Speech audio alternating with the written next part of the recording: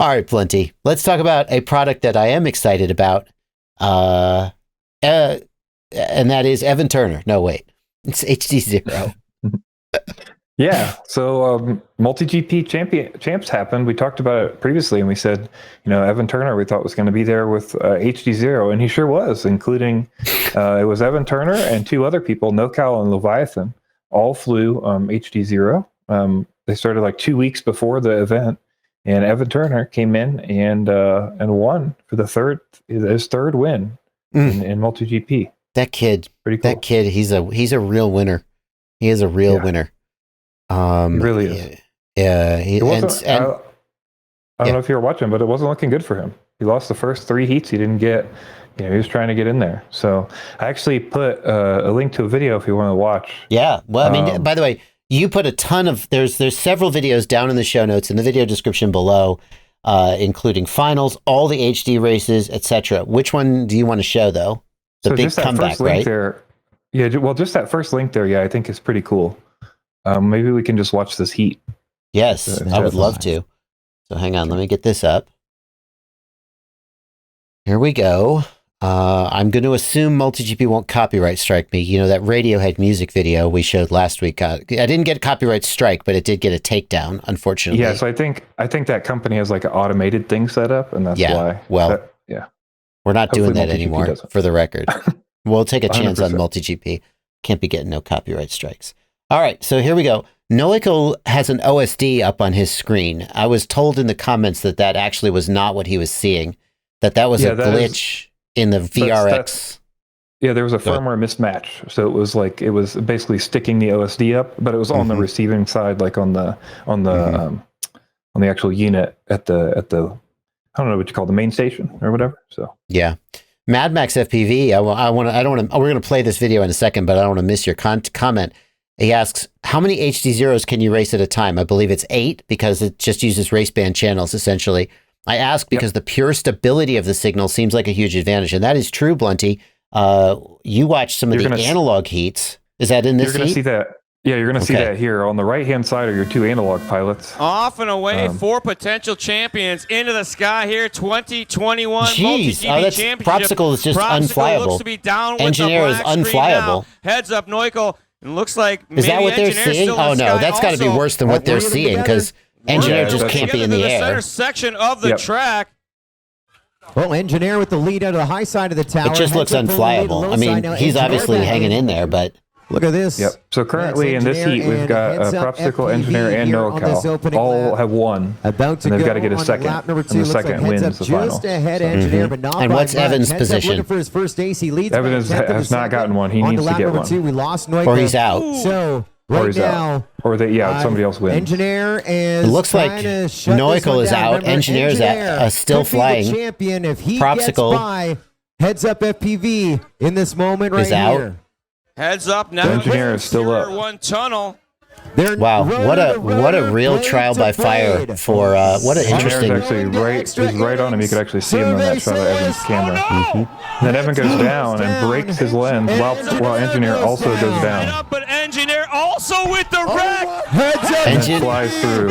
Evan flying through with a broken lens. With a broken Engineer looks like he's fail-safed. What did I say? Engineer looks like he's bad RX. He's fail-safe. The stability of the stability of the shark bite feed was incredible. Just really hanging in there in a way that the analog was not. Yeah, when they're pulling that direct video, it's just it's so much better, and you get the HD feed. It definitely proves itself when you watch through these finals and through any of these things. You watch through all the stuff, and you can see how bad it was trying to get just at for the pilots and also just for the main center where they're trying to get that feed in, because this is a spectator sport too, and you want to be able to record. You need to be able to record the DVRs to see what's happening and do reviews and see who came in first and all those kind of things. So. I feel like this is a thing that is often overlooked when people say, sometimes people look at HDZero feed and they say, it's not that much better than analog. And I think that objectively it is, but even if you disagree about that, about the image quality and resolution, the stability of the SharkBite image, because it's a digital signal, it can be much more stable, and the way it manifests distortion is much more consistent than an analog feed, which is just rolling and scrolling and all over the damn place. Yeah. It's really impressive.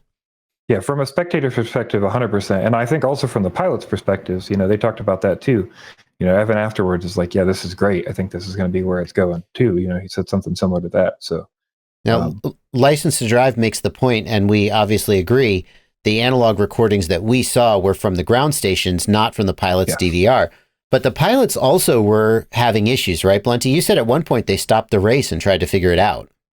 I think the main thing was just that they were trying to get the main station to actually get good video from them. So they were like swapping channels around to see if they could get the main station to pull better video based on like changing the channels. So I see. One of the things is like if they can't get good enough video from the pilots, then they can't officiate it properly because they can't tell, they can't go back and do reviews. So you're saying that the pilots were having relatively clean video, but the main station was having an issue. Yeah, I'm not 100% sure about the pilot's video, but I know the main thing they were stopping for was the main station. They were trying to, for a little while, they sat there like trying to go through channels and trying to get it correct. But it never got much better than what we saw there. So yeah, well, I no matter what you say, anytime you take a chance like this on a new technology, like the first time that they ran Ghost at the Mayhem endurance race, like a 24-hour or 14-hour endurance race, I forget how long it was. Anytime you take a new technology like this to a race, a high-profile race, it is a real trial to see if it's going to just fall apart. And the fact that Sharkbite was used in such a high-stakes environment and held up and was successful in and of itself is a great step forward for it. Yeah. Good stuff. Brian Malin says it did look fine in person. It just was the main station that wasn't picking it up very well. But it was picking up the Sharkbite fine, so who knows? Yeah, well, that's part of it is it's direct feed, so I think they just were plugging right in there. So there's not a big concern about, you don't have to worry about all the signals and who's got what receivers and all that kind of stuff. So yeah.